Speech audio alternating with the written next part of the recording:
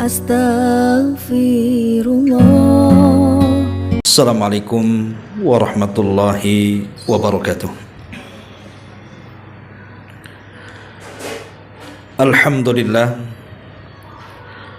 Alhamdulillahilladzi arsala rasulahu bil huda wa dinil haq liyudhhirahu 'alad dini kullihi wa kafa billahi shahida wa kafa billahi wakila. Asyhadu an la ilaha illallah wahdahu rabbi la syarika lah wa asyhadu anna Muhammadan abduhu wa rasuluhu alladzi la nabiyya ba'da, amma ba'du.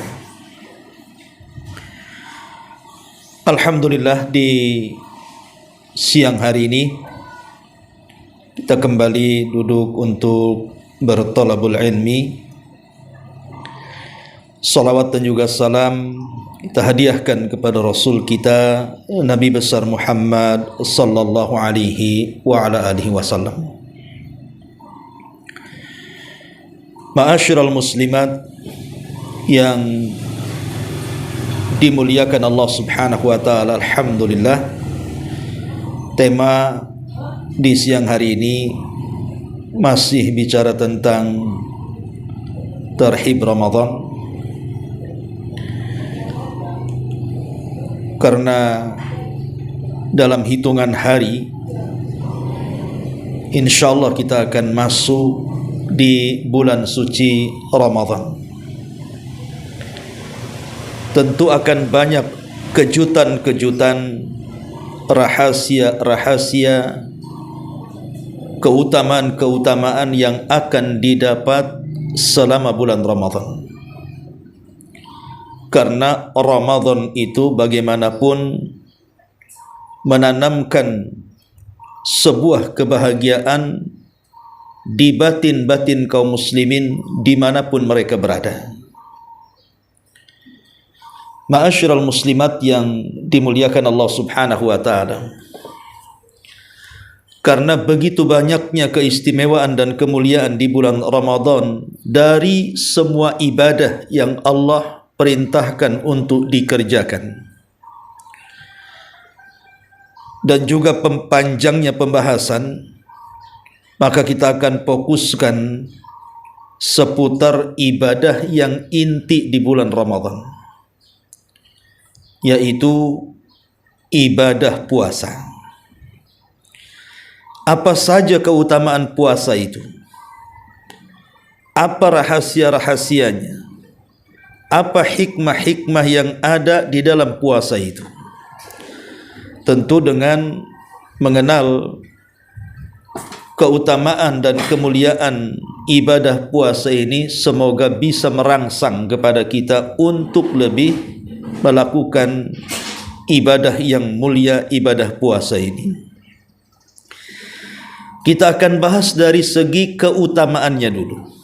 Apa sih keutamaan puasa itu? Kenapa pula kemudian umat Islam diperintahkan untuk puasa? Ma'asyiral muslimat yang dimuliakan Allah Subhanahu wa taala, yang pertama di antara keutamaan puasa, puasa ini memiliki kedudukan yang mulia, baik di dalam agama Islam ataupun di luar daripada agama Islam. Karena kewajiban puasa itu bukan hanya diwajibkan kepada kita umat Islam, tapi juga diwajibkan kepada umat sebelum Islam. Tidak mungkin sebuah ibadah tidak menjadi mulia kalau kewajibannya saja sifatnya merata, di mana semua agama-agama langit diperintahkan Allah Subhanahu wa taala untuk puasa. Ini menunjukkan bahwa kedudukan puasa itu sangat mulia. Dan itu diisyaratkan di dalam Al-Baqarah 183, ya ayyuhalladzina amanu kutiba alaikumus siyam kama kutiba alal ladzina min qablikum la'allakum tattaqun. Wahai orang-orang yang beriman, telah diwajibkan kepada kalian puasa sebagaimana telah diwajibkan puasa ini kepada umat sebelum kalian. Hikmahnya adalah agar kalian menjadi orang yang bertakwa. Lihat bagaimana Allah Subhanahu wa taala menghabarkan kepada kita bahwa kewajiban puasa itu bukan diwajibkan kepada kita saja umat Islam, tetapi juga diwajibkan kepada sebelum Islam. Tentu yang dimaksud kama kutiba 'alal ladzina min qablikum, sebagaimana diwajibkan kepada umat sebelum kalian, bukan dari segi tata caranya dan bukan dari segi waktunya. Tata cara tentu akan berbeda puasa kita dengan mereka. Waktu juga akan berbeda dengan mereka. Kita puasa di bulan Ramadan, boleh jadi mereka puasa di luar Ramadan. Tata cara kita juga berbeda dengan tata cara mereka, di mana kita puasa makan sahur, mereka tidak makan sahur. Dan banyak lagi perbedaannya. Lalu yang disamakan di dalam ayat ini sisi apanya? Yang disamakan dalam ayat ini sisi hukumnya. Sama-sama diwajibkan. Ketika kemudian puasa ini bukan hanya dikhususkan kepada umat Islam, tetapi juga umum bagi seluruh agama-agama langit yang Allah turunkan seperti Yahudi dan Nasrani, itu menunjukkan bahwa puasa ini bukan ibadah biasa, tapi ibadah yang mulia dan luar biasa karena kewajibannya menyeluruh, diwajibkan kepada semua agama. Ini yang pertama. Kemudian yang kedua, bahwa puasa ini satu-satunya ibadah yang mudah seseorang itu mencapai predikat takwa. Makanya Allah Subhanahu wa taala tutup ayatnya la'allakum tattaqun, agar kalian menjadi hamba Allah yang bertakwa. Dan takwa itu artinya secara global menjauhi atau menjalankan seluruh perintah-perintah Allah dan menjauhi semua larangan-larangan Allah Subhanahu wa taala. Itulah takwa. Jadi takwa itu seseorang menjalankan seluruh perintah, baik dalam perintah itu ada sesuatu yang kita tidak sukai, atau menjauhi yang diharamkan atau yang dilarang Allah Subhanahu wa taala, walaupun dalam larangan itu ada yang kita sukai. Lah puasa itu mudah seseorang itu untuk mencapai predikat takwa. Kenapa? Karena kenyataannya memang seperti itu. Di mana bulan Ramadan itu Allah Subhanahu wa taala membuka seluruh pintu sorga, menutup seluruh pintu neraka, dan setan-setan diikat. Dengan terbukanya pintu sorga dan tertutupnya pintu neraka, kita ini mudah untuk melaksanakan perintah. Dengan diikatnya syaitan, maka kita juga mudah untuk menjauhi larangan. Karena syaitanlah yang suka menghembus-hembuskan agar kita bermaksiat kepada Allah Subhanahu wa taala. Dan alhamdulillah banyak kaum muslimin yang mereka berhasil ketika melawan godaan-godaan syaitan. Buktinya kita lihat Ramadan. Orang yang solat ke masjid jauh lebih banyak dibandingkan yang tidak ke masjid. Orang yang baca Quran jauh lebih banyak dibandingkan orang yang tidak baca Quran. Orang yang sedekah jauh lebih banyak dibandingkan di luar Ramadan. Bahkan orang yang bertobat juga sama, lebih mudah dilakukan di bulan Ramadan, dan begitu seterusnya. Dan ini tanda-tanda bahwa puasa itu mengantarkan kita kepada ketakwaan kepada Allah Subhanahu wa taala. Apalagi takwa puasa sendiri bisa dan mampu menekan hawa nafsu. Seperti hawa nafsu makan bisa ditekan dengan puasa. Hawa nafsu tidur bisa ditekan dengan puasa. Hawa nafsu kemaluan bisa ditekan dengan puasa. hawa nafsu, pergaulan, bergaul ke sana kemari bisa ditekan dengan puasa.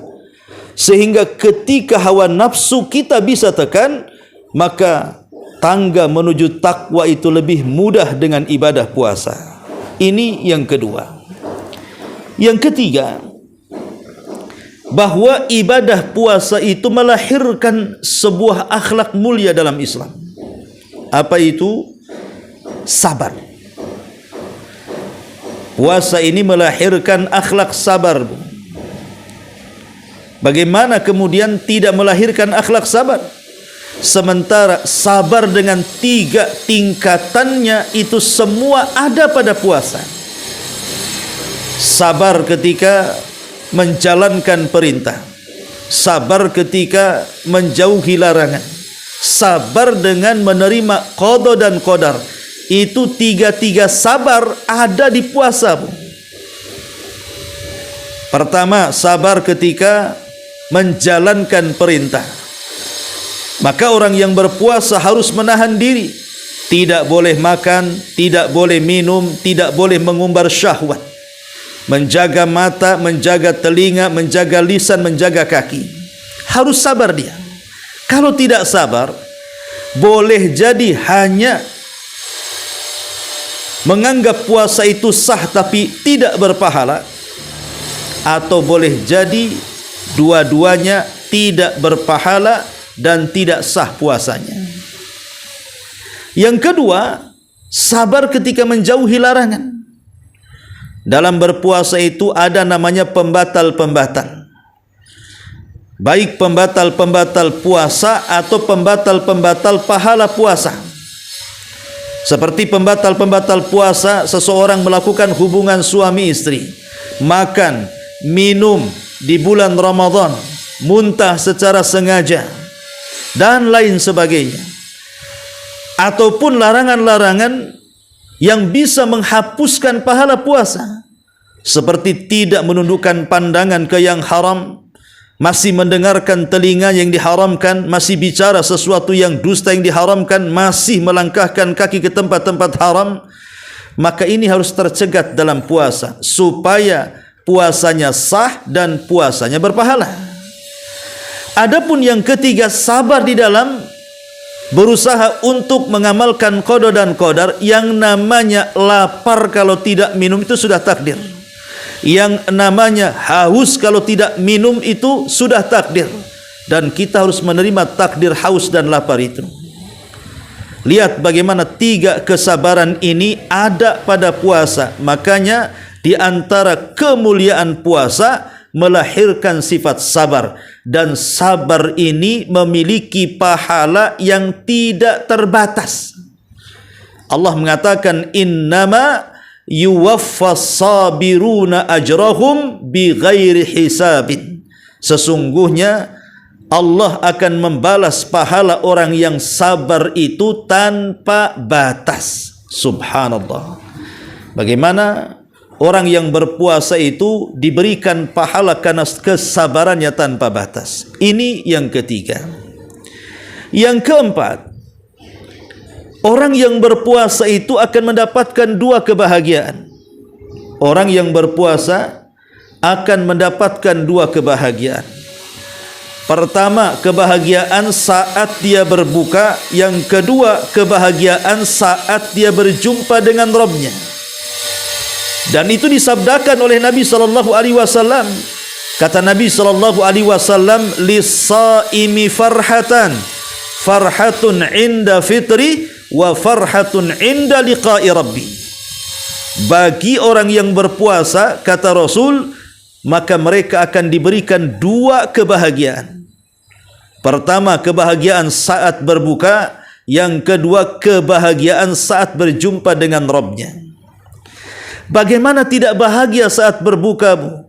Setelah kita seharian dari terbit fajar sampai terbenam matahari, kita menahan lapar, kemudian juga menahan dahaga, kemudian menahan syahwatnya.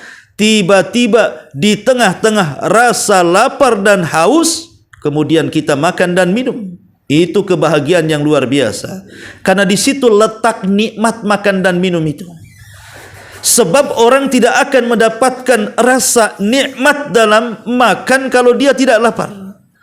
Dia tidak akan merasakan nikmat minum kalau dia tidak haus. Disitulah nikmatnya orang yang sedang minum saat tenggorokan itu kering. Makanya doa selepas berbuka itu, zahaba dhama'u wabtallatil uruq wa thabatal ajru insyaallah. Telah hilang rasa hausku, telah terbasahi tenggorokanku, dan telah tertetapkan pahala insyaallah jika Allah berkehendak. Lihat bagaimana orang yang berbuka itu kan hampir semuanya senang, Bu. Tidak ada ibu akan lihat orang saat berbuka tidak senang. Pasti semua senang. Saking senangnya kadang-kadang lupa diri, Bu. Apa yang dimaksud lupa diri? Puasanya macam orang balas dendam. Ibu datang ke pasar kaget, motor itu yang tadinya kosong, pulang penuh tuh, setir kanan, setir kiri, sampai tengah, sampai di belakang diikat. Padahal ke pasar kosong tuh, semua digandoli makanan. Ada yang hitam, ada yang merah, ada yang kuning, dah kayak pelangi motornya. Nanti sampai rumah itu kadang-kadang gak termakan itu. Nafsunya saja kuat. Padahal kalau seandainya orang makan 3 kurma dengan air putih saja, dengan ikhlas, itu kadang-kadang sudah kenyang kita ini. Tapi kadang-kadang kita ini terkalahkan nafsunya, sehingga ketika kemudian makanan itu disusun menjelang adzan maghrib, semua rapih di meja. Setelah kentongan adzan maghrib dikumandangkan, semua yang di meja pindah ke perut. Ini kan begitu, Bu. Ya.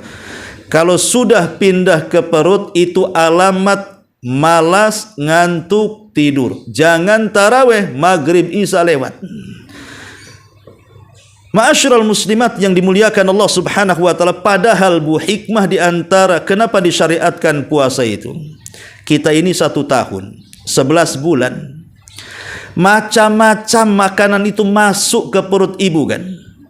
Rendangnya, opornya, rawonnya, tetelannya, apalagi yang panasnya, yang dinginnya, karedoknya, apalagi itu, loteknya, pincuknya, pencek apa itu, semua masuk tuh. Sambal terasinya, sambal kacangnya, semua masuk. Yang pahitnya, yang manisnya, yang asinnya. Subhanallah, itu semua merusak sebenarnya. Jadi perut kita itu selama 11 bulan itu kan dirusak tuh dengan makanan-makanan itu. Allah Subhanahu wa taala akhirnya memberikan kesempatan 1 bulan untuk menservis perut sebenarnya. Ibaratnya ibu pakai mobil setahun, kemudian masuk dealer, kemudian diperbaiki, keluar itu udah kayak baru, Bu. Itulah sebenarnya Ramadan itu. Jadi Ramadan itu servis perut selama setahun itu. Tapi yang diservis tak mau servis lagi, Bu. Karena sama saja Ramadan juga yaitu makanan, di luar Ramadan itu juga makan porsinya. Di Ramadan juga tidak lebih kurang. Wajar kalau seandainya ada orang yang keluar Ramadan gula darahnya naik, kolesterolnya naik, bobot badan pula naik itu. Makanya saya sarankan, Bu, besok 1 Ramadan beli timbangan, Bu. Timbang. Nanti akhir Ramadan timbang lagi. Kira-kira nyusut atau ngembang. Kalau ngembang dipertanyakan ini, berarti puasanya balas dendam tuh. Seolah-olah ibu mengatakan di siang hari, tenang, gak apa-apa, saya lapar-lapar, awas kalau udah maghrib katanya. Ini kan masalah, Bu, itu main ngancam. Ya. Ma'asyiral muslimat yang dimuliakan Allah Subhanahu wa taala. Jadi ditinjau dari kesehatan pun puasa itu luar biasa. Dia itu servis selama 1 tahun sebenarnya. Makanya rugi kalau seandainya datang Ramadan tidak dibedakan sistem makannya di luar Ramadan dengan di dalam Ramadan. Padahal kalau seandainya Seseorang berbuka kurma 3 butir dengan air putih, kemudian malamnya ya hanya sekedarnya, berarti kan beda kebiasaan tuh. Maka orang-orang yang merubah kebiasaan saat makan saja, itu pengaruhnya sangat besar untuk kesehatannya. Ma'asyiral muslimat yang dimuliakan Allah Subhanahu wa taala, itulah makna daripada bahagia saat berbuka. Kemudian juga bahagia saat berbuka lebih daripada soal makan. Tapi di situ ada waktu yang sangat mustajab untuk doa. Makanya Nabi SAW sampai mengatakan, "Thalathu da'awatin mustajabah." Ada 3 doa kalau orang memanjatkan doa pasti mustajab. Siapa 3 orang ini? Nabi SAW mengatakan, yang pertama da'watul madlum, doa orang yang dizalimi. Yang kedua da'watul musafir, dalam riwayat da'watul walid liwalidihi, doanya seorang musafir, dalam riwayat doanya orang tua kepada anaknya. Dan yang ketiga da'watus shaim inda fitri, doa orang yang berpuasa saat berbuka.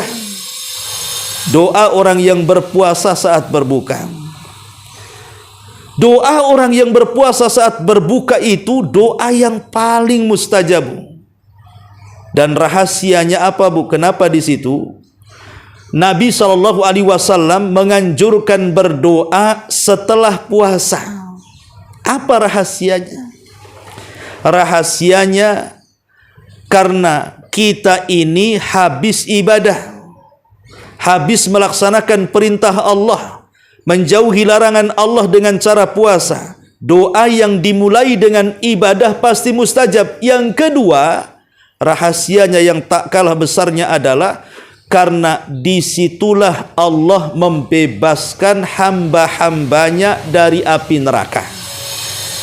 Dalam sebuah hadis Rasul mengatakan, "Inna lillahi utaqa'u minan nar." Allah itu memiliki hamba-hamba yang akan dibebaskan dari api neraka. Kapan itu? Inda fitrihi kulla lailati min Ramadan. Sewaktu dia sedang berbuka atau hendak melakukan buka, dan itu berlaku setiap malam di bulan Ramadan. Jadi waktu dibebaskan kita dari api neraka itu di situ tuh. Jadi ketika ibu habis puasa dari pagi sampai sore, 5 menit menjelang berbuka, angkat tinggi-tinggi, berdoa kepada Allah, Allahumma a'tik riqabana minan nar. Ya Allah, merdekakan kami, keluarga kami dari api neraka. Di situ waktu mustajab, dan di situ letaknya pembebasan doa, pembebasan hamba dari api neraka. Logikanya, Bu, kalau seandainya dalam 1 bulan kita setiap hendak berbuka mengatakan, ya Allah bebaskan kami dan keluarga kami dari api neraka, ada 1 saja malam yang Allah kabulkan permintaan kita, tidak usah 30 malam, 1 dalam 30 hari itu Allah kabulkan permintaan kita, maka selamanya ibu dan keluarga tidak akan masuk neraka. Subhanallah. Ini yang kemudian dilalaikan manusia. Terkadang orang-orang itu kalau di zaman sekarang saya lihat dan ibu juga lihat, waktu-waktu sore itu jam 5 sampai jam 6 itu menjelang maghrib, kadang orang masih sibuk kan, Bu, ngabuburit bahasanya. Entah ngabuburitnya ya jalan-jalan kemana gitu ya, atau menyerang dan menyerbu perang di pasar kaget ya, sampai justru bejubel-jubelnya pasar kaget itu kadang-kadang itu jam 5 lebih tuh, udah setengah 6, kadang ngantri di situ. Jadi kapan berdoanya coba? Nanti datang waktu azan maghrib masih di pasar kaget, atau masih jalan pulang, atau sampai rumah tidak sempat berdoa. Lah ini kan sangat disayangkan. Di situ sebenarnya rahasia orang itu mendapatkan kebahagiaan saat berbuka. Yang kedua, kebahagiaan saat berjumpa dengan Allah. Kebahagiaan saat berjumpa dengan Allah Subhanahu wa taala. Kenapa? Saat berjumpa dengan Allah kita bahagia, Bu, bagi orang-orang yang berpuasa. Satu, ya. Karena puasa itu nanti akan menghadap Allah. Untuk apa puasa menghadap Allah, Bu? Memberikan syafaat kepada yang melakukannya.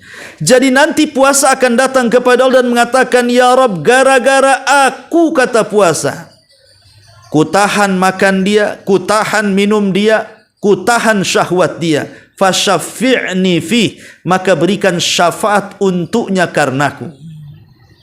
Subhanallah. Maka puasa itu akan bisa memberikan syafaat, dan itu kebahagiaan saat berjumpa dengan Allah, karena syafaat itulah yang menyelamatkan kita dari azab neraka. Yang kedua, bahagia saat berjumpa dengan Allah, karena Allah Subhanahu wa taala akan menyimpan pahala puasa kita, dan pahala puasa kita tidak akan pernah bisa diambil orang lain kecuali dikembalikan kepada orang yang berpuasanya. Boleh jadi pahala solat bisa diambil orang karena kezaliman kita. Boleh jadi pahala zakat bisa dirampas orang karena kejahatan kita. Boleh jadi pahala zakat, pahala baca Quran bisa ditarik orang disebabkan karena kita mengambil hak-hak orang lain. Tapi puasa Allah tidak kasih. Umpamanya, ibu punya pahala salat, membawa pahala zakat, dapat pahala haji, punya pahala baca Quran, dan begitu seterusnya. Tapi di sisi lain, ibu pernah menggibah si fulanah, ibu pernah mencaci si fulanah, ibu pernah mengambil hak si fulanah, dan begitu seterusnya. Nanti pada hari kiamat, orang-orang yang ibu sakiti, yang ibu gibahi, yang ibu hina, yang ibu caci, yang ibu maki, itu akan datang kepada Allah dan mengatakan, ya Rabb, aku ingin pahala solatnya si fulan. Kenapa? Karena dia sudah menggibah aku.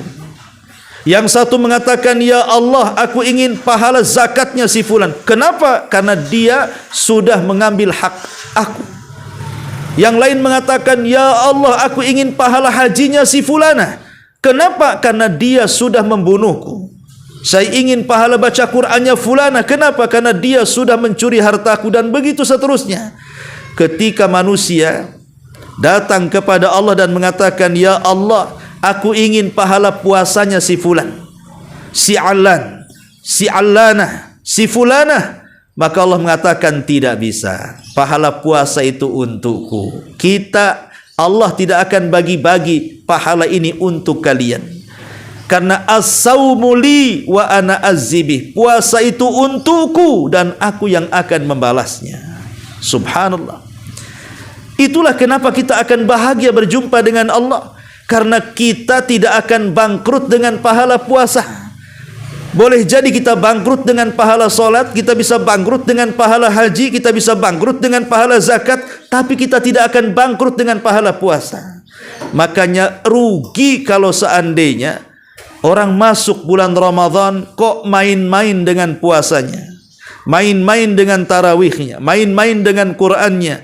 Maka Nabi SAW mengaminkan doa Jibril yang mengatakan, ragima anfu rajulin adraka Ramadan thumman salakha falam yughfar min dhunubi. Alangkah celaka dan binasanya, kata Jibril, orang yang masuk bulan Ramadan kemudian keluar Ramadan tidak diampuni dosa-dosanya. Maka Rasul mengatakan amin, Jibril pun mengatakan amin. Subhanallah, ya. Maka ini yang kedua, kenapa orang yang berpuasa itu sangat bahagia berjumpa dengan Allah. Pertama tadi saya katakan karena puasa akan menjadi syafaat bagi kita. Yang kedua, karena pahala puasa di hadapan Allah tidak akan dikurangi. Yang ketiga, yang lebih hebat lagi, pahala puasanya tidak ada bilangannya, saking banyaknya. Karena kalau pahala salat, pahala zakat, pahala haji, pahala baca Quran, pahala sedekah, semua ada batas bilangannya. Ada yang satu pahala dilipat gandakan menjadi 10 kali lipat pahala. Ada 10 lipat pahala digandakan menjadi 700 lipat pahala. Ada yang dari 700 pahala akan dilipat gandakan menjadi 1000, 2000, 20.000 dan begitu seterusnya. Tapi ada lipatannya, Bu. Itu kalau puasa sama ibu punya uang gak ada serinya, Bu. Saking banyaknya itu. Tidak tahu berapa jumlahnya. Itulah yang kemudian kata para ulama, tidak ada ibadah yang paling banyak pahalanya kecuali puasa. Pahala puasa ini menandingi pahala solat. Pahala puasa ini menandingi pahala zakat. Pahala puasa ini menandingi pahala haji. Pahala puasa ini menandingi pahala baca Quran. Pahala puasa ini menandingi pahala zikir dan begitu seterusnya. Pahala puasa itu banyak sekali. Tidak ada yang tahu kecuali Allah Subhanahu wa ta'ala. Maka alangkah malangnya, alangkah ruginya orang yang masuk bulan Ramadan tidak serius dengan pahalanya. Tidak serius dengan mengejar pahala puasanya. Dengan cara apa? Puasanya hanya sekedar menggugurkan kewajiban saja. Yang penting sah. Soal dapat pahala, soal tidak, gak peduli. Itu yang banyak di masyarakat, Bu. Karena puasa itu kan ada 3 tingkatan. Ada puasanya orang awam, yang penting sah, gak peduli dengan pahala. Dengan cara apa? Dia hanya puasa perutnya saja. Yang penting dari terbit fajar sampai terbenam matahari, tak makan, tak minum, tidak berhubungan suami istri. Sah-sah menurut dia. Dia tidak peduli bahwa itu hanya menggugurkan kewajiban. Tapi kalau bisa, dan ini puasa kebanyakan yang seperti ini kan, Bu ya. Puasa kebanyakan itu puasa yang penting sah. Tapi ada puasa yang betul-betul mendapatkan pahala, bukan hanya menggugurkan kewajiban, tapi lebih daripada itu mendapatkan pahala dan puasanya. Puasa apa itu? Puasa khawas namanya. Puasanya orang-orang khusus. Bukan hanya perutnya yang berpuasa, matanya juga berpuasa, tidak memandang sepandang-pandangnya. Telinganya berpuasa, tidak mendengar sedengar-dengarnya. Lisannya berpuasa, tidak bicara seomong-omongnya. Termasuk kakinya juga berpuasa, tidak melangkah selangkah-langkahnya. Ada batasannya. Oh, ini yang boleh dilihat, ini yang tidak. Ini yang boleh didengar, ini yang tidak. Ini boleh yang dibicarakan, ini yang kita diam saja. Ini kaki yang dilangkahkan, ini kaki yang tidak boleh dilangkahkan. Lah itu namanya puasa khawas, Bu. Tapi ada puasa yang paling tinggi dari yang pertama dan yang kedua, yang disebut dengan puasanya khawasul khawas. Puasanya orang khusus dan di antara orang khusus. Apa itu puasa orang khusus di antara orang khusus? Bukan hanya perutnya yang puasa, Bu. Bukan hanya matanya, bukan hanya telinganya, bukan hanya lisannya, bukan hanya kakinya, sampai ke tingkat hatinya dia berpuasa. Hatinya ditujukan hanya kepada Allah.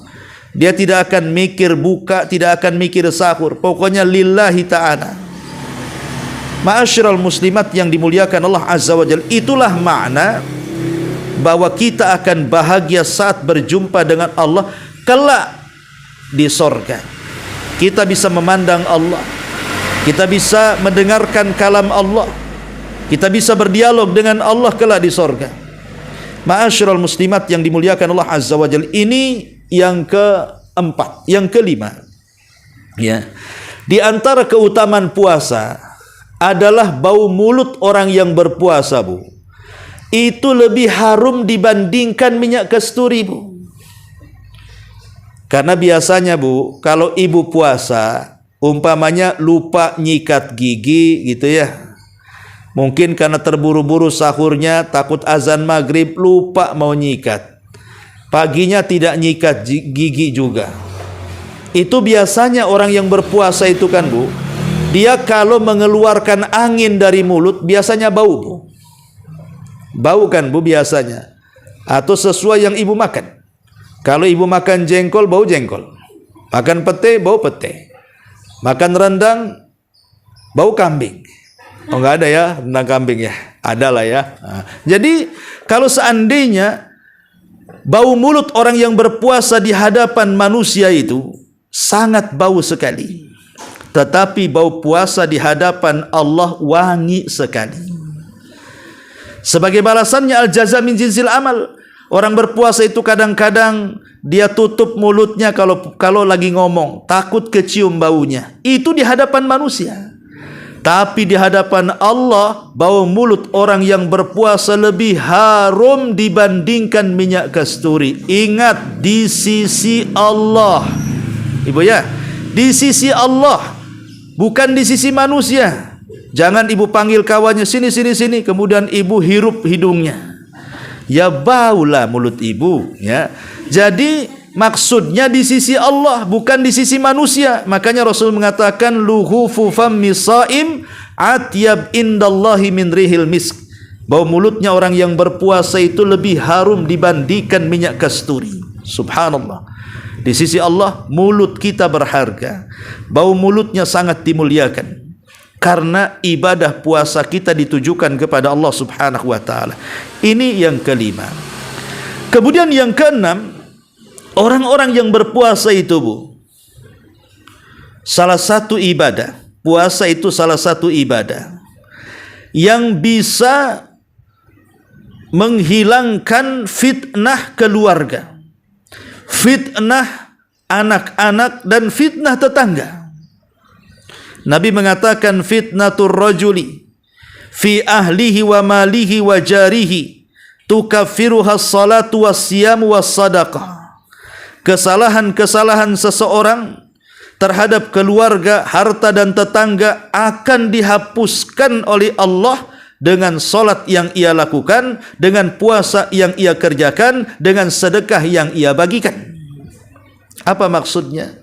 Kesalahan-kesalahan seseorang terhadap keluarga, harta dan tetangga terkadang kan begini, Bu. Terkadang adalah kelalaian di antara ibu ketika mendidik anak. Boleh jadi ibu tidak mendidik dengan serius.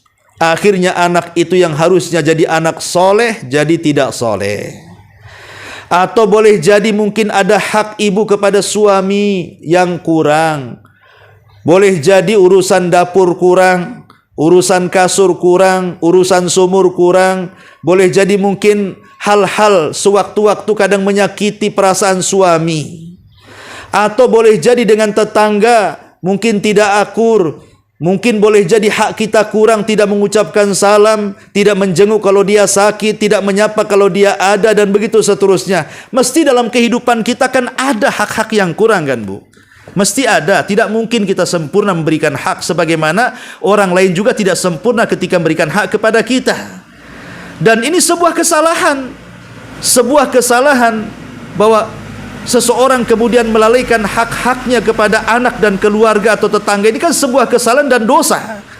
Lah, kesalahan dan dosa yang seperti ini bisa dimaklumi, bahkan bisa dihapuskan. Dengan cara apa? Salah satunya dengan puasa. Jadi puasa itu bisa mengampunkan dosa-dosa kita karena kelalaian kita tidak memberikan hak yang sempurna kepada anak, kepada suami, kepada istri, kepada tetangga. Itulah kemudian dihapus oleh puasa tadi. Jadi puasa itu bisa menghapuskan kesalahan-kesalahan tadi itu, supaya anak kita nanti di akhirat tidak nuntut, ya. Supaya kemudian tetangga kita di akhirat tidak nuntut, suami kita tidak nuntut. Maka caranya minta maaf kepada mereka, kemudian banyak-banyak puasa. Salah satunya puasa Ramadan. Apalagi ditambah dengan puasa sunnah, ya, 3 hari dalam sebulan yang disebut dengan Ayyamul Bid, 8 hari dalam sebulan yang disebut dengan puasa Senin Kemis, 15 hari dalam sebulan yang disebut dengan puasa Daud, atau 30 hari dalam sebulan yang disebut dengan puasa Ramadan. Maka itulah di antara keutamaan puasa. Ini yang keenam, ya. Yang ketujuh, keutamaan orang yang berpuasa itu, Bu, bahwa puasa itu bisa menggugurkan dosa-dosa kita. Puasa itu bisa menggugurkan dosa-dosa kita. Ada sebagian ulama yang mengatakan sampai ke dosa besar gugur dengan puasa. Ada yang mengatakan oh tidak, cuman dosa kecil saja, karena dosa besar itu harus taubatan nasuha. Jadi ada dua pendapat. Ada yang sampai ke dosa besarnya gugur, ada yang hanya dosa kecilnya saja. Kata Nabi SAW, man shoma ramadhanan imanan wahtisaban ghufira lahu ma taqaddama min dambi. Barang siapa yang berpuasa yakin dengan perintahnya, mengharap akan pahalanya, maka dia akan digugurkan dosa-dosa yang sudah ia kerjakan. Subhanallah. Yang namanya dosa, Bu, tidak laki-laki, tidak perempuan, tidak anak-anak, tidak dewasa, tidak tua renta. Semua pasti melakukan dosa. Tidak ustadz, tidak muridnya. Semua pasti terjerumus kepada dosa, Bu. Manusia itu tidak ada yang suci. Kalau ada orang yang mengatakan saya tidak pernah berbuat dosa, dustakan ucapannya. Karena Rasul yang mengatakan kullu bani Adam khatta'un wa khairul khatta'ina tawwabun. Setiap anak Adam itu pasti terjerumus kepada kesalahan, dan sebaik-baik orang yang melakukan kesalahan adalah orang-orang yang bertobat. Lah salah satu tobatnya adalah dengan berpuasa. Cukup ibu berpuasa dari pagi sampai sore, itu sudah menggugurkan dosa-dosa kita. Makanya sangat rugi 1 bulan lamanya kita melakukan puasa, kok tidak ada satu dosa yang tidak diampuni. Wah Allah, ini orang yang paling celaka dan binasa ini. Inilah yang didoakan Jibril dan diaminkan Nabi sallallahu alaihi wasallam. Ini juga yang ketujuh di antara fadilah orang yang berpuasa.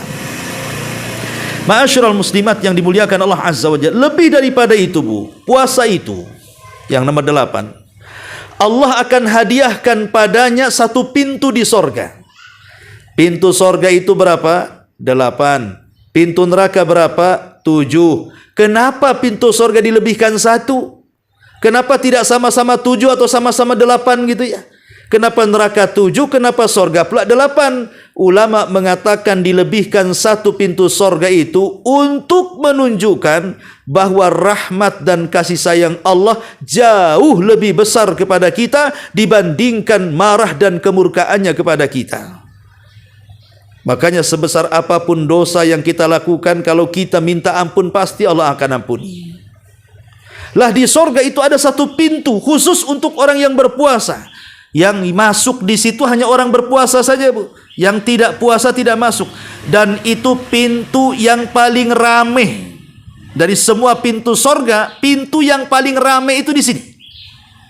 Ya, di pintu salat rame, di pintu zakat rame, di pintu haji rame, di pintu jihad rame. Tapi yang paling rame itu di pintu puasa, Bu. Dan namanya khusus, bukan babu saum, bukan. Tapi namanya khusus, namanya babu royan. Ya, babu royan. Karena saya katakan dari awal, karena orang ibadah yang paling banyak memasukkan orang ke sorga itu puasa. Makanya wajar jamaah yang masuk dari pintu ini paling banyak. Makanya rugi kalau seandainya orang tidak digemarkan dengan puasa itu. Karena ini puasa adalah ibadah satu-satunya yang memudahkan orang masuk surga masalahnya. Ma'asyiral muslimat yang dimuliakan Allah Subhanahu wa taala. Ya. Kemudian yang nomor 8. Di antara keutamaan puasa juga. Maka puasa itu membentuk akhlak yang baik, Bu. Puasa itu membentuk akhlak yang baik. Kan ada hadis yang mengatakan, kalau ada orang yang datang ke ibu sementara ibu sedang melakukan program puasa, orang ini ngajak bertengkar, mancing-mancing gitu ya, supaya ibu emosi, supaya ibu marah, supaya ibu mengeluarkan dendamnya, membuka memorinya. Karena wanita itu, maaf ya kan, ibu-ibu ini kan biasanya kalau disakiti orang itu ingatnya bukan 7 bulan, bukan 7 tahun, 7 tikungan, 7 gunung, itu hafal tuh. Ya. Makanya terkadang kalau dipancing-pancing dia bisa keluar tuh. Lah, karena ibu sedang berpuasa, Rasul ngasih tip, kalau ada orang mancing-mancing, ibu katakan, ini mru'un shaim, maaf saya lagi melaksanakan program puasa. Saya nggak ngelayan dulu.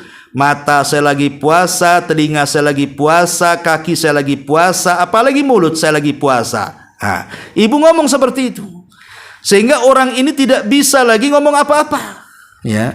Tapi harus titik di sini, jangan koma. Nanti maghrib aja. Jangan, ya. Itu sudah nggak bagus juga hatinya berarti. Ya sudah, mau maghrib sampai yang nggak dilayan, sampai besoknya nggak dilayan kan itu, sampai selesai Ramadan nggak dilayan.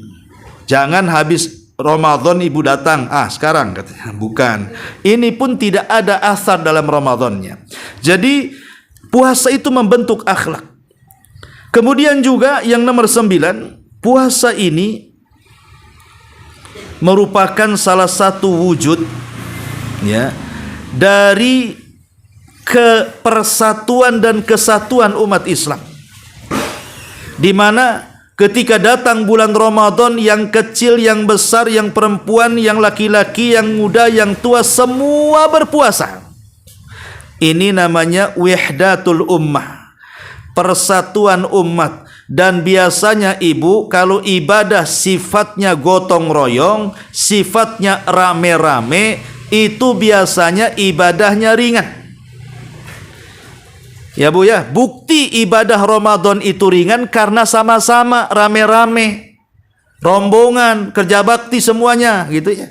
Coba kalau ibu punya hutang Ramadan, kemudian ingin dibayar, itu sulit sekali tuh. Terkadang orang yang membayar puasa Ramadan itu nunggu Sya'ban tahun depan. Kayak sekarang nih Sya'ban nih. Banyak di bulan Sya'ban yang kemudian membayar puasa tahun Ramadan tahun kemarin kan Bu. Menunjukkan apa? Berat rupanya ibadah sendiri itu Bu. Rupanya berat ibadah sendiri itu. Tapi kalau ibadah rame-rame kan ringan tuh. Gimana tidak ringan? Sepakat tidak ada yang buka warung. Walaupun adalah 1-2 warungnya setengah kaki katanya. Ya. Dari lutut ke atas ditutup pakai terpal. Dari lutut ke bawah nampak kakinya. Tapi kan adalah ya warung-warung yang masih buka tuh, walaupun ketika nengok ke bawah itu bukan kaki kursi, kaki orang pun ada di situ. Yang ingin saya katakan bahwa ibadah rame-rame itu biasanya sifatnya lebih mudah dilakukan, godaannya tidak lebih banyak. Coba kalau ibu ibadah sendiri di luar Ramadan, ibu mengqadha Ramadan, nanti bentar-bentar datang tukang bakso, nanti bentar-bentar datang tukang es doger, datang tukang es cincau, datang tukang es cendol, macam-macam es tuh, ya. Cuman nggak tergoda kan? Belum lagi kemudian orang yang tidak puasa mereka minum depan kita, makan depan kita, dan begitu seterusnya. Lah ini kenapa kemudian ibadah rame-rame itu lebih mudah? Karena sepakat orang tidak makan, tidak minum, tidak jualan, maka mudah dilakukan. Beda kalau sendiri-sendiri. Itulah kenapa puasa itu salah satunya adalah mewujudkan kesatuan umat Islam, wahdatul muslimin, menyatukan kaum muslimin dengan ibadah berjamaah. Karena terkadang iman juga tidak bisa dibentuk dengan sendirian, harus rame-rame. Iman itu, makanya kenapa Allah Subhanahu wa taala mengatakan ya ayyuhalladzina amanu, wahai orang-orang yang beriman, bukan satu orang tapi orang-orang yang beriman, menunjukkan jamaah, banyak orang. Kutiba alaikumusiyam, diwajibkan kepada kalian berpuasa. Ketika berpuasa rame-rame, makanya iman seseorang mudah untuk naik dibandingkan puasa sendirian. Karena terkadang iman itu juga bisa naik ketika sifatnya berjamaah. Umpamanya sholat, ya. Ibu kalau sholat taraweh di masjid gitu ya, imamnya bagus suaranya, walaupun panjang bacaannya, tapi kan ibu dapat khusyuknya di situ, Kadang-kadang dia baca 100 ayat pun seolah-olah baca inna ataina. Oh, pendek kali itu si imam baca Quran. Padahal dia ada panjang tuh. Kenapa? Merdu suaranya, bagus bacaannya, dilakukan rame-rame. Itu ringan, Bu. Coba kalau sudah tarawih sendiri di rumah, nggak yakin ibu baca 100 ayat, Bu. Bisa saja 100 ayat itu tuh sebulan. Ya kan? Karena memang terkadang iman itu dibentuk dengan rame-rame. Maka bulan Ramadan itu sebenarnya bulan ibadahnya rame-rame, puasa rame-rame, tarawih rame-rame, kan itu, Bu ya.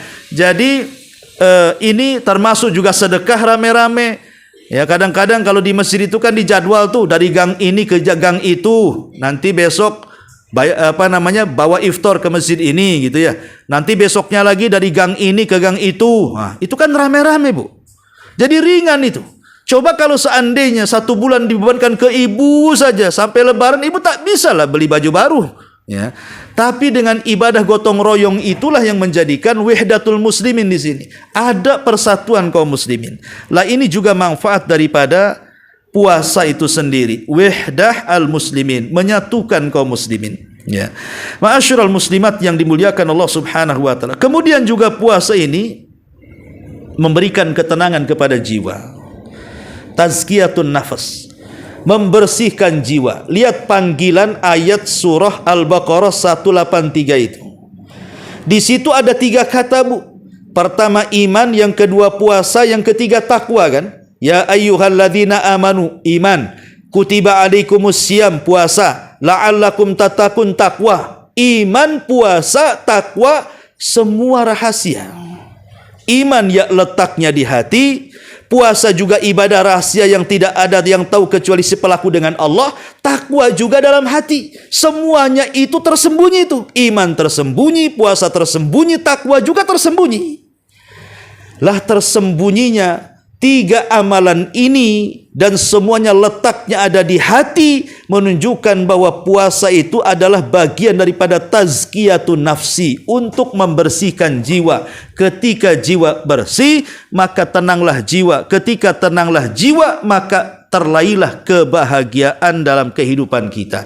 Jadi puasa ini ibadah yang bisa mendatangkan kebahagiaan jiwa. Karena semua ibadah perintah puasa dalam Al-Baqarah 183 itu semua bicara amalan hati. Iman amalan hati, puasa amalan hati, termasuk juga takwa adalah amalan hati.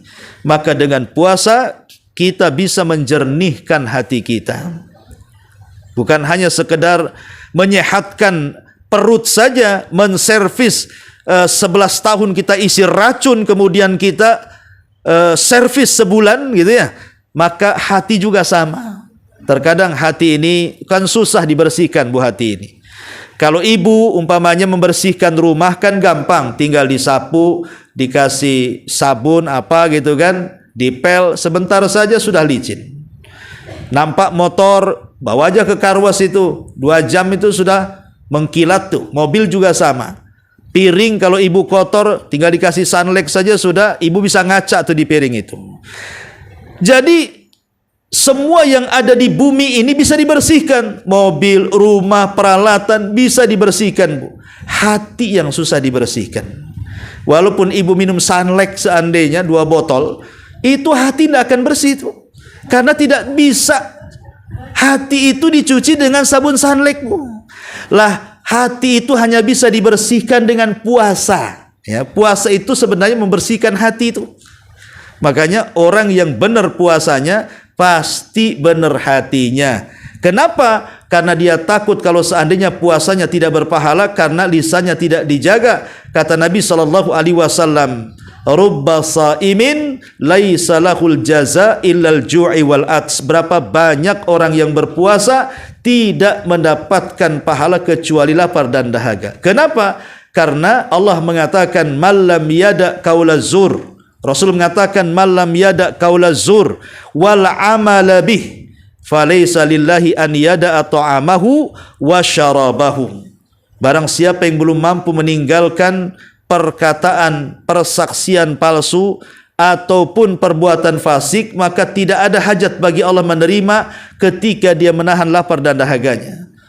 Lah, Karena puasa itu juga mengancam siapapun yang melakukan maksiat, maka pahala puasanya akan diambil oleh Allah dan hanya sekedar menggugurkan kewajiban saja. Maka orang yang sempurna pahalanya bukan hanya menggugurkan kewajibannya, tapi juga mengambil pahalanya, secara otomatis melahirkan akhlak dalam kehidupannya dan akan bersih hatinya. Inilah di antara 10 faedah di antara puasa yang insya Allah dalam beberapa hari lagi kita akan sampai di bulan Ramadan. Wallahu a'lam bishawab. Mungkin ini saja karena waktu juga. Sebelum saya tutup, silakan kalau ibu ada yang mau bertanya, tafadhali.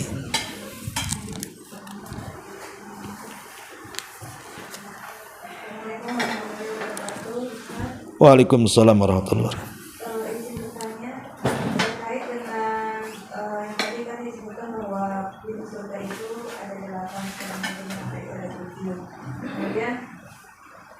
Salah satu pintunya adalah dikhususkan untuk orang-orang yang telah berpuasa.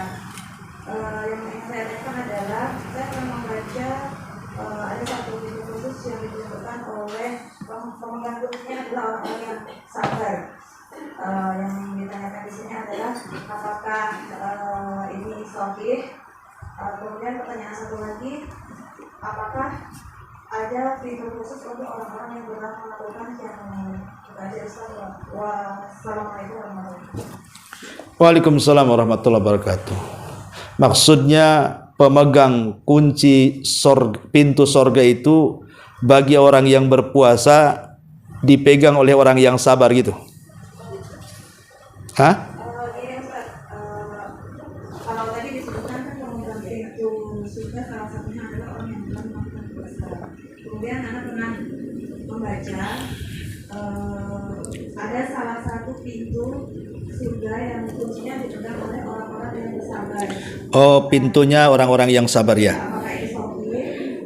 Kemudian satu lagi, apakah ada pintu khusus untuk orang-orang yang yang melakukan yang seperti itu? Jadi ada pertanyaan. Iya. Bismillah, alhamdulillah, salatu wassalamu ala rasulillah, amma ba'du. Tentang nama-nama pintu sorga, apakah ada pintu sorga itu pintu bagi orang yang sabar? Ya. Ada. Di mana ada satu pintu itu namanya bab al-kadhimin al-ghaib. Bab al-kadhimin al-ghaib. Pintu bagi orang yang bisa meredam emosi.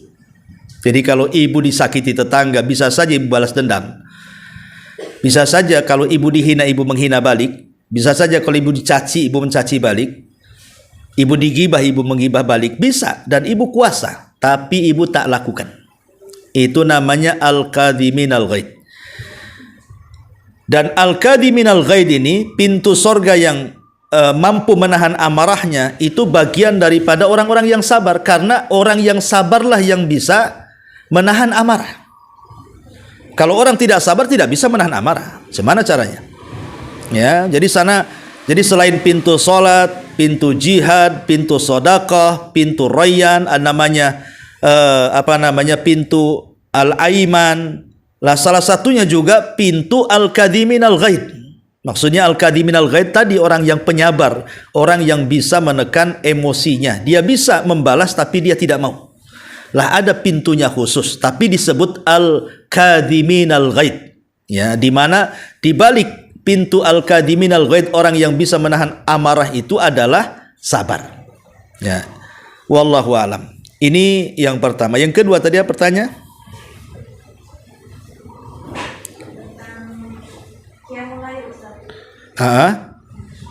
Ya ada pintu salat tadi. Qiyamul Lail itu ya salah satunya adalah pintu salat. Kan begini Bu ya. Namanya manusia, saya, ibu atau siapapun lah. Namanya manusia itu kan kegemarannya berbeda-beda Bu. Ada yang Allah anugerahkan rajin salat, sedekah pula pelit. Ya. Ada orang yang subhanallah kesedekah itu bahasanya ngobrol, semua tempat ataupun orang yang berhak disedekahi, disedekahi. Pokoknya obral sekali lah, senang dia bersedekah. Disuruh sholat malam, ngantuan pula orangnya.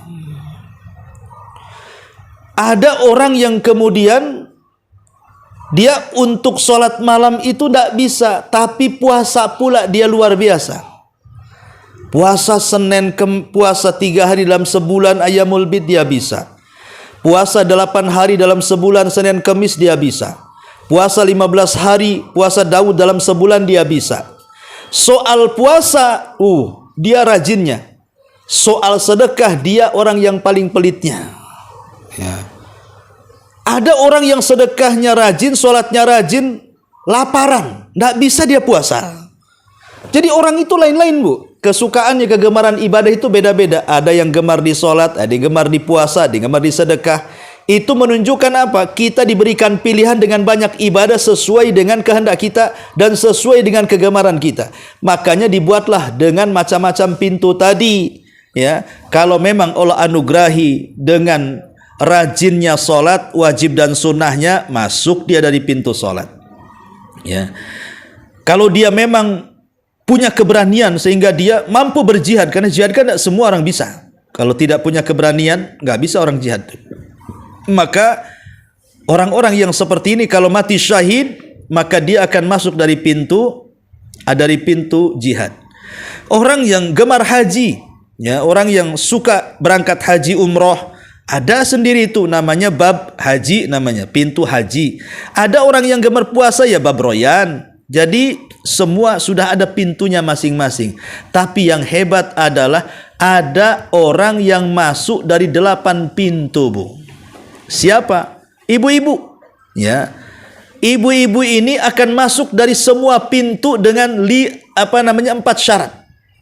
Kalau ibu ingin masuk dari 8 pintu, lakukan 4 syarat. Kata Nabi, idza shallatil mar'atu khamsaha wa shamat syahraha wa hafidhat farjaha wa ata'at ba'laha qila laha udkhulil jannah min ayyi thamaniyati sya'at. Kata Nabi, apabila seorang wanita dia jaga solat 5 waktunya, dia jaga puasa Ramadannya, dia jaga kehormatannya, dia jaga suaminya, maka silakan masuk sorga dari 8 pintu sorga yang ia sukai. Kan enak, Bu, cuman 4 syarat ini saja. Ibu bisa masuk dari semua pintu, walaupun bukan ahli sholat, walaupun tidak diahlikan di puasanya, walaupun tidak diahlikan mungkin di sedekahnya, dibaca Qur'annya, tapi dengan 4 syarat ibu bisa masuk 8 pintu. Pertama, menjaga sholat 5 waktu. Ini berat kan, Bu, ya? Apalagi ibu yang punya bayi, menjaga sholat 5 waktu yang tepat waktu itu kan susah, Bu. Maksud menjaga, apakah wanita harus lebih menjaga dibandingkan laki-laki? Sama-sama menjaga, kami juga laki-laki harus menjaga. Tapi ibu harus lebih menjaga. Masalahnya ibu itu sewaktu-waktu bisa keluar haid. Umpamanya ibu sudah tahu nih kebiasaan haid ini di ujung bulan. Maka di ujung bulan jangan ngeremehkan sholat. Takutnya ibu ngeremehkan sholat, waktunya sholat tidak sholat, pas mau sholat datang bulan. Nah, itu maksudnya. Maka jaga sholat 5 waktu. Sama dengan puasa, harus lebih dijaga karena ada haidnya. Kalau ada haid wanita berarti ada cutinya. Kalau sudah ada cutinya berarti ada kodoknya. Lah, jangan malas kodok. Nanti lupa baru bulan Sya'ban dekat-dekat Ramadan tahun depan baru sibuk. Rupanya ketika sibuk-sibuknya mau melaksanakan kodok Ramadan, datang lagi si haid itu. Hutang lagi. Nah, itu maksudnya. Ya. Kemudian menjaga kehormatannya. Karena biasanya yang sulit menjaga kehormatan itu perempuan. Karena perempuan itu ada 2 perkara. Maaf ibu, pertama kusuruddin dan kedua kusurul fitri. Perempuan itu kurang agamanya. Namanya kurang agama itu otomatis tidak sholat, tidak puasa ketika haid. Makanya kurang agamanya. Biasanya saat-saat itu disitulah setan datang. Akhirnya menggoda ibu. Amarahnya muncak, emosinya muncak, marahnya muncak, mudah emosian, mudah marahan, mudah kesinggungan waktu haid itu. Ya. Dari mana itu kok? Oh, itu biasa. Jangan bilang biasa, itu setan itu, Bu. Ya. Saya kalau lagi haid Ustaz marahan, iya itu setan marah yang datang itu. Ya. harus diredam. Nah, makanya kenapa akhirnya kemudian mudah menyakiti suaminya. Suaminya nggak salah apa-apa, tahu-tahu marah. Nanti suaminya bilang, emang salah saya apa? Maaf bang, lagi haid saya. Enak kali ngomongnya, ya. Lah, enggak. Itulah kadang-kadang kehormatannya di situ tuh kurangnya, atau kurang fitrinya. Fitri itu kurang berterima kasih, Bu. Ya, maaf ya, seorang wanita itu disabdakan, Nabi yang ngomong, seandainya suami ini berbuat baik seumur hidup kepada ibu, satu kali buat salah, kata ibu, kau belum berbuat baik apa-apa. Kau belum pernah berbuat baik sedikit pun kepadaku. Dia lupakan lembaran kebaikannya, dimunculkan kejahatannya. Suami ini, kalau dia berbuat baik asalnya, sekali berbuat jahat, yang jahatnya itu yang dikenal. Tapi kalau suami ke istri terbalik, Bu. Ibu buat jahat, sekali ibu buat baik, itu yang dikenang. Ya, lah itulah kebalik-balik sifat itu. Lah dari situlah kemudian orang yang menjaga kehormatan, ya, dan juga menjaga suaminya, ya, taat kepada suaminya setelah taat kepada Allah, kemudian juga memperhatikan anak-anak dari suaminya dan mendidiknya, kemudian juga menjaga harta suaminya saat suaminya sedang pergi, kemudian menjaga kemaluannya saat suami sedang bekerja. Maka kalau bisa melakukan 4 perkara, silahkan dari pintu mana saja ibu masuk ke dalam sorga. Nah, ini kan enak ini, ya. Wallahu a'lam. Ya. Taib sudah hampir jam 3, Bu. Mudah-mudahan ada manfaatnya. Ini yang bisa saya sampaikan.